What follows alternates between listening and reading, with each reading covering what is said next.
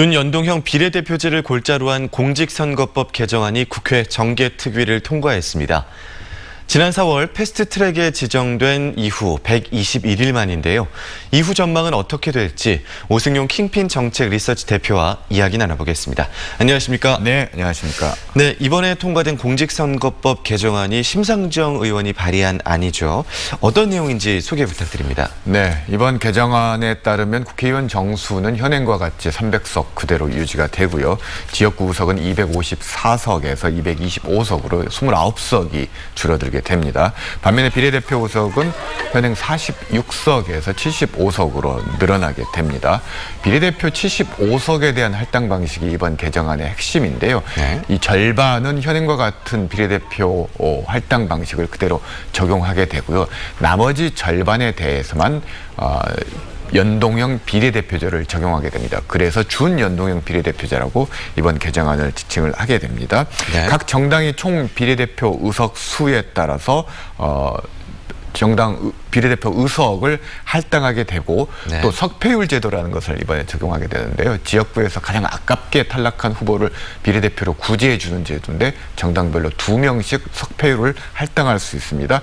자당의 6개 권역별 비례대표 선거구에 의석수를 할당하게 되고 이 득표율에 따라서 의석수 당선자가 결정되는 방식이 이번 선거법 개정안이라고 할 수 있습니다. 네, 일단 말씀하신 공직선거법 개정안이 정개특위는 통과했는데 최종 통과까지는 어떤 절차가 남아 있습니까? 네, 우선 법사위 자구 수정을 거치게 되고요. 이번 처리된 정개특위에서 처리된 것은 정개특위 특별위원회를 통과한 것입니다. 법안이 완전 최종적으로 통과되기 위해서는 법사위 단계를 거쳐야 되고요. 법사위에서 통과가 되면 본회의에 상정이 됩니다. 법사위에서 최장 60일까지 심의를 할 수가 있고요. 본회의에서는 최장 30일까지 심의를 거쳐서 최종적으로 처리 여부가 결정이 됩니다.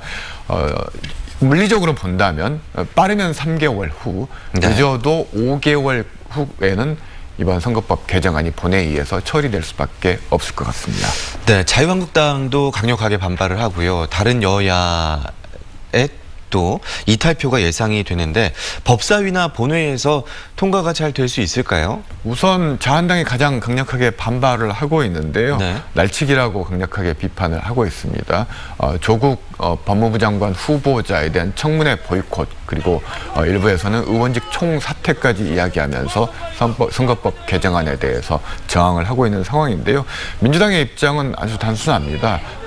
자유한국당이 연동형 비례대표제 그리고 비례대표제 개정이라는 큰 취지에 맞춰서 협상에 임한다면 언제든지 개정안에 대한 협상에 임할 수 있다라는 그런 입장을 보이고 있을 것 같습니다. 아무래도 여론이 현재 준연동형 비례대표제에 대해서는 다소 우호적이기 때문에 자한당 입장에서도 법에 규정되어 있는 현재의 선거법 처리 절차를 전면 거부하기는 쉽지 않을 것이라 이렇게 조심스럽게 예상해 봅니다. 네, 전국적으로 뭐 다 같이 줄어드는 것이긴 합니다만 지역구가 줄어든다는 게 우리 호남의 목소리가 약화될 수 있다, 그 대표성이 줄어들 수 있다라는 우려도 나오거든요. 네, 어떻게 그렇습니다. 보십니까? 이번 선거법 개정안에서 가장 우려되는 부분이기도 한데요.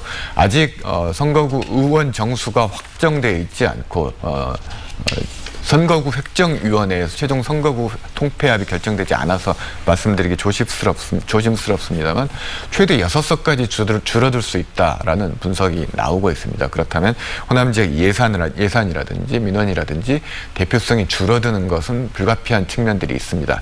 다만 이를 좀 보완할 수 있는 것이 비례대표 75석에 대한 할당 배정이 6개 권역별로 이루어지기 때문에 지금과 같이 전국 단일 선거구로 이루어진 비례대표 선거구와는 좀 다르다라는 거죠.